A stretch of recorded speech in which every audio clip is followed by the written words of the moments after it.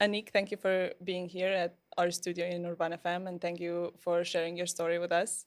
I'm really glad to be here. What inspired you to start your journey as a digital freelancer, and how did Learnio play a part in your success? So it started off as a necessity. I come from Bangladesh, and we have this system where you either go to public university or a private university, and private universities are very expensive. And I don't really come from a very rich family, so it's like if I want to go to a private university, I have to pay for my own education with Yeah. my own earnings. I got into a public university, but I did not really like the subject that I was in. So I was like, I want to do this, but my parents, I know I cannot stress them enough to send me to private Yeah. university. So I was like, let me find something that I can do that I also enjoy. And then it was 2012. Yeah. And I came across this thing that you can work online with clients from all over the world. And it was like, yeah, maybe that's something I can do. So I started learning skills that helped me to do that. For example, like digital marketing, graphic design, a little bit of everything. Yeah. And then I started my account in what is now called Upwork. Back then it was called Odesk.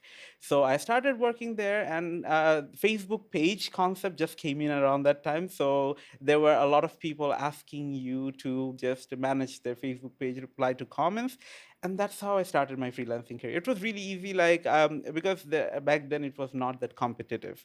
You can just go in, apply to a job, and you can Yeah. start. And it was nice. Like I was working on things that I was loving, and I was making some money. I can pay for my education. That was all good. And then Learnio started as Coders Trust in Bangladesh in 2014. And before that, I was working a little bit here and there. But with Learnio, I got very good skills. I learned web development and also graphic design in a very proper way. And then I could use my skills for bigger companies. And then I started getting jobs, and it changed my life around like that. Like because after that I could work a lot more, Yeah. and then it kept on growing and growing, and then I was like, maybe I want to do this for other people as well. So I joined Learnio later as a mentor so that I can help others live this life. It's an amazing life to live. So I'm like, let me try if I can do this for the other people as well. So I continued with Learnio after that as a mentor to help people. Yeah, that's very nice. So, what do you think are the top skills that every aspiring digital freelancer should focus on? So there are two types of skills that you need in freelancing. One is the technical skills, another is the soft skills or communication skills. Yeah. So in terms of technical skills, if you look at the world today, most of the highly demanded skills are like web development, graphic design, digital marketing, app development, video editing, things like this. Now that's easy to learn. You can go anywhere you can learn. For example, with Learnio, we also offer all of these courses, and you can learn that. But what we also focus a lot on is communication skills. This is something that people don't really realize that they need so much. Because I have worked with a lot of extremely good freelancers who are really good in the technical side, but when it comes to explaining to clients, talking to clients, negotiating, they're not that good at that. Yeah. And I've seen a lot of freelancers struggle with that. So what we did is we tried to add in this communication skills so that we help our students and also anybody who wants to become freelancers. I always suggest that apart from the technical skills, also learn a little bit soft skills. For example, if you apply to a freelance job, usually people write this big cover letters like that's 2 pages long. But I tell them, think about it from the perspective of a client. If you were a client and you had to go through 100 job applications and everyone is writing huge cover letters, you'd get frustrated. Like Yeah. it's natural. But imagine instead of that, if you could just send a 1 minute video saying the exact same thing but in a video, it's a much shorter thing, and the client will know that you are also very like confident. Yeah. And that makes you stand out. So everyone has these days the technical skills. Everyone is learning technical skills, putting a lot of effort into it. But I tell them, if you put like only 10% of that effort into also communication skills, that could really help you stand out. Yeah, true. That's actually very, very helpful. So, how do you maintain a balance between work and traveling while embracing the digital nomad lifestyle? That's my favorite question because a lot of people, when they think about digital nomads, they're like, okay, yeah, they're having fun and working at the same time, like they're in a beach and working from there. The reality is a little bit different. Yeah. It can happen. I'm not like, yeah, from time to time. But think about it. If you are like always traveling, it's very difficult to focus on your work. It's not like you will be in a beach every time and you're working. Of So you course. have to find that perfect balance. And how I do this is find a sprint of work. So, for example, for 15 days or 20 days, I'm going to work. I'm going to complete all my projects. And then for the next 15 or 20 days, I'm going to plan my trips.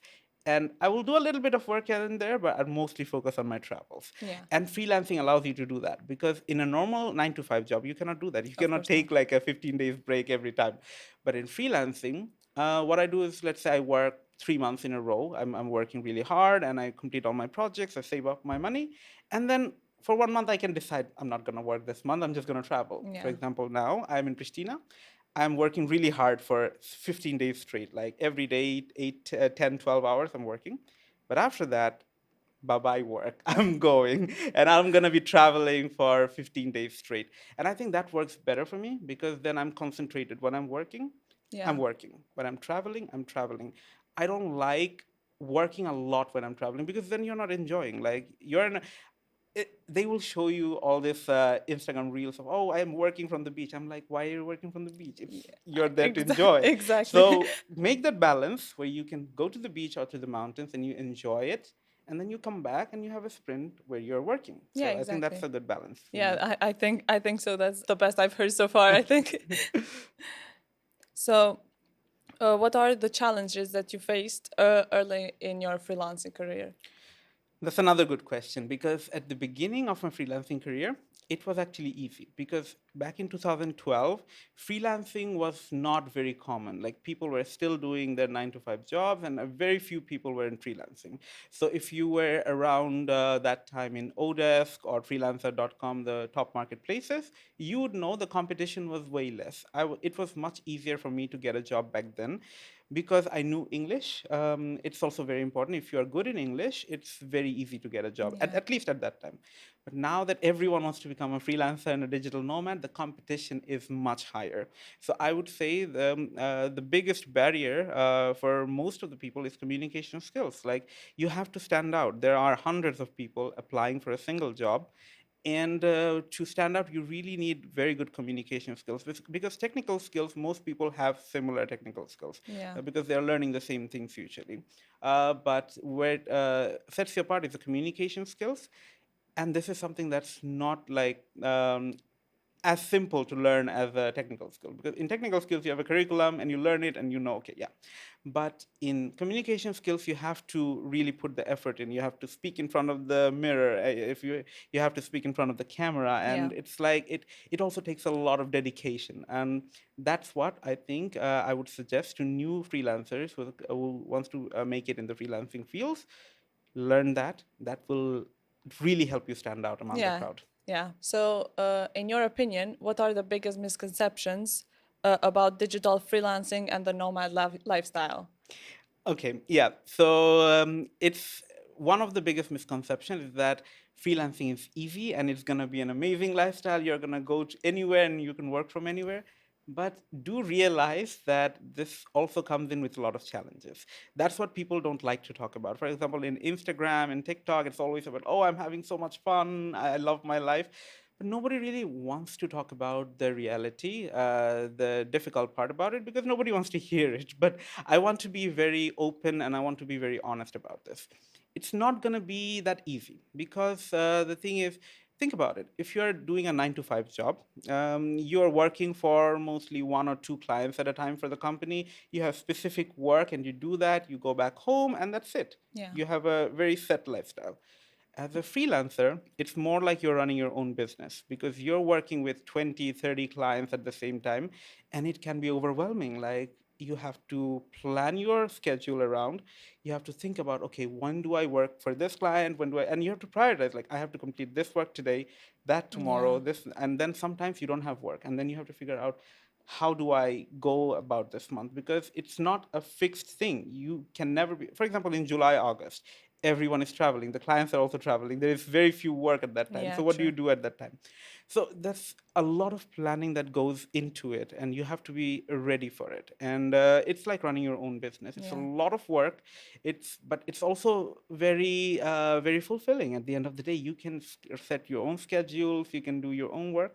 But I will say this like very honestly, it's also very difficult. So if you're thinking you're gonna get into freelancing and it's gonna be an amazing life, it will be. But you also have to realize that it's a little bit difficult, and you have to also deal with that from time to time. Yeah, I also think on top of that, you being like also wanting to sightsee and see every country, I Yeah. think it's difficult in the sense that you want to do the work, but you also want to see Yeah. the places. So And it's also like it's even fun things you have to plan it. Like last exactly. night I was up with my friends for 3 hours. We were talking and planning our trip, like booking the hotel and everything. So you have to do that as well. Yeah, yeah, It's exactly. like even fun, you have to plan it out because you're working at the same time. So as I told you, like the sprints, you're going to work for 15 days, next 15 days you're traveling. You have to schedule everything very nicely, because otherwise it gets really difficult to manage everything. And sometimes it can mess up your plans very easily. Like as a freelancer, you might have a long-term client, and let's say you've made a plan to go to Italy for 7 days, and then the client comes in and like, I really need this done within the next 3 days, and you cannot sometimes say no because it's a long-term client. You don't Yeah. want to lose that. So it's like it can come out of nowhere. So and it's not just here in a regular 9 to 5 job as well. You plan it, and then there is something very urgent. course. So it can happen. So it's not like extremely easy going and you're gonna have a very chill life. It's a very difficult life, but if you can manage it, it's a very rewarding life. Finding the right balance is Yes, the key. it's very important. How has technology changed the way you approach freelancing, and what tools do you recommend on using for beginners? In the last 10 years, I think the best development we have seen is with AI. And a lot of freelancers won't like that because AI is taking away a little bit of our jobs, like content writing and things like that. But I think it's making it easier for us. It's not just because whenever someone tells me that AI is replacing our jobs, I'm like, really, I don't think so. I think it's making it easier for us. Yeah. Because like for example, someone tells me like the client can do it himself with ChatGPT, and I'm like, if the client had time to do that, he would have done it himself anyway. Exactly. The client hires us because they don't have the time to do it themselves.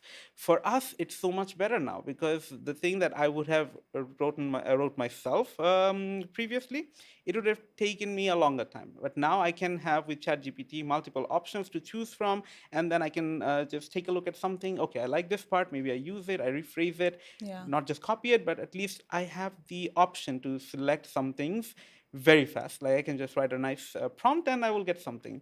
And also, for example, for designers, as a designer, I don't really like using Midjourney and Adobe Firefly and things like that. But sometimes if you have a deadline coming up, like you need it right away, in that case, AI can really be helpful.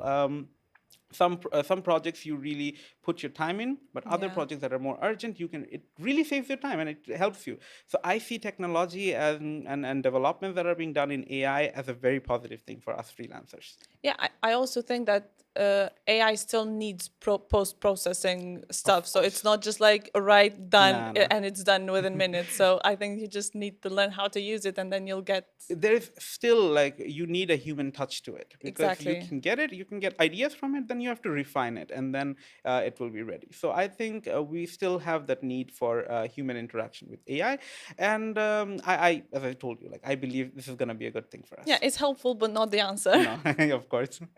For those who are just starting out, how important is building a personal brand as a freelancer? It is extremely important, because I tell everyone your goal with freelancing should not be just to work as a freelancer forever. You should be aimed towards creating your own company, creating your own brand, because, sorry. You should be aimed towards creating your own company, creating your own brand, because at the end of the day, we want to be independent financially, and we don't want to keep working like this forever. Yeah. At least myself personally, and every freelancer that I've worked with, most of them want to get to a position where things are being done and they can be in the background and look at it. So if you have a personal brand, you can hire people. For example, I have a team in Bangladesh. So when it gets overwhelming, I can send some task over to them. I can just supervise, and that gets Yeah. done. So having the personal brand is extremely important, and I want to do that in travel. So I have my Facebook page with the Bangladeshi traveler, which is I'm trying to build it now, and I see this in 5 years. I will be able to use that, just live off of that myself, and I think that should be the goal for every freelancer. Like in the future, you should have your own, even if it's not a personal brand, a company, an agency, something that works on its own, so that you don't have to do all the work. Yeah. So that should be the goal. Yeah. What advice would you give to someone that wants to make the leap from a traditional job to a digital freelancing career?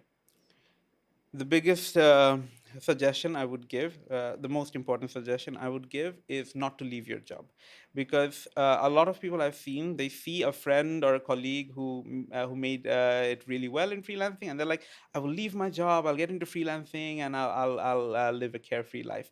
It doesn't work like that.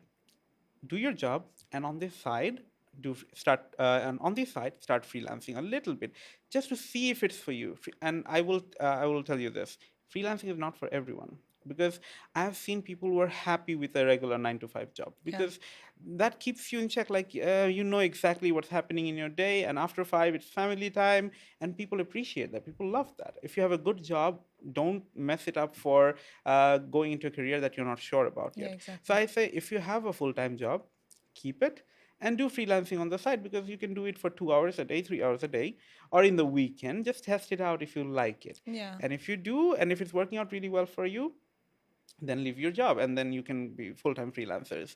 The biggest mistake that most people do in freelancing is leave the job and get into a lot of stress, because you're learning a new skill. Yeah. You're in a new field. You don't need the stress.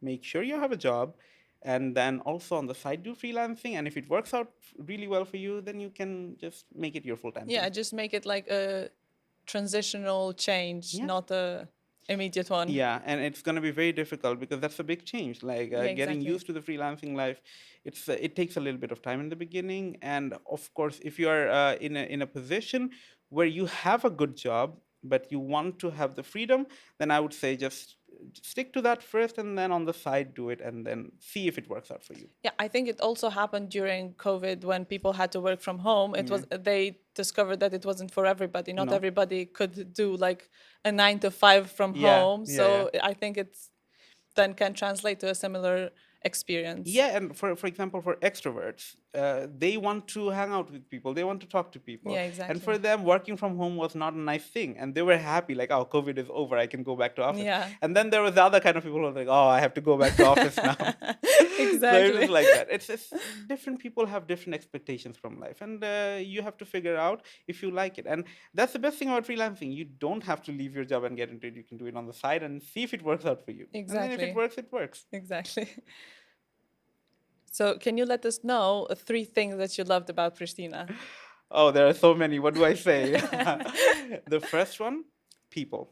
People of Pristina, amazing. Like, I have been to so many countries, but very few times I've seen people that are so welcoming and also like so energetic. I love that. Like, I have so many friends in Pristina, I cannot even count. Like, it's amazing.